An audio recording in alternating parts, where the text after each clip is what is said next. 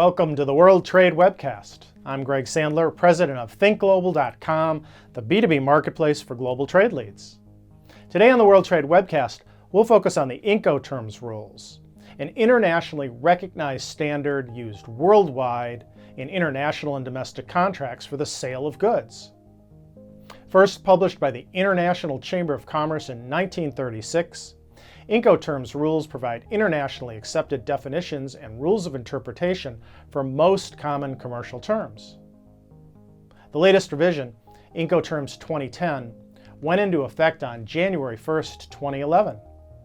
These rules help importers and exporters avoid costly misunderstandings by clarifying the tasks, costs, and risks involved in the delivery of goods from sellers to buyers. The Incoterms rules, the latest version of which is 2010, are a set of contractual provisions that can be incorporated simply into contracts for the sale of goods.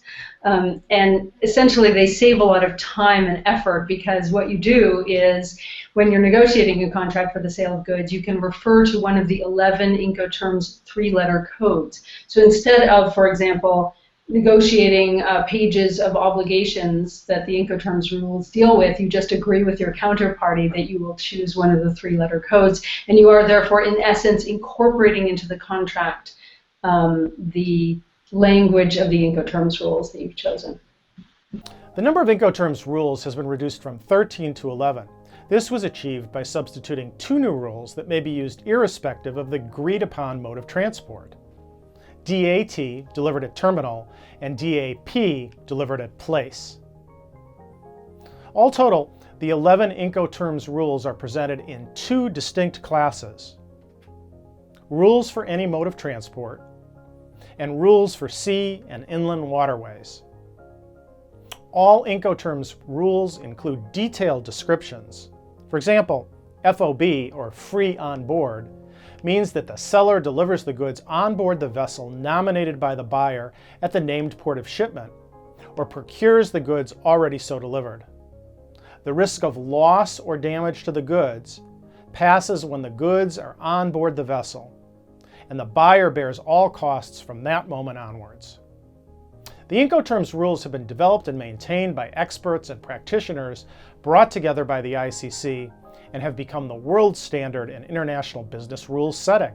The Incoterms rules are one of our most widely known products, and they are for use in contracts for the sale of goods. And so we're very pleased to be able to disseminate those around the world. These can be model contracts, these can be international standards that regulate how commercial terms should be used in international contracts of sale, or these can be rules to facilitate trade finance that banks use all over the world to administer the documentary credit process. For more information on Incoterms, please visit the ICC's website. In the meantime, please join us tomorrow for an overview of the ICC's International Court of Arbitration, known as the Court, which comprises more than 100 members from 90 countries. And for our latest schedule of upcoming Think Global webcasts, subscribe to us with any of the links below, and please bookmark this page. All of our previous episodes can be found right here at thinkglobal.com/webcast. And thanks for watching.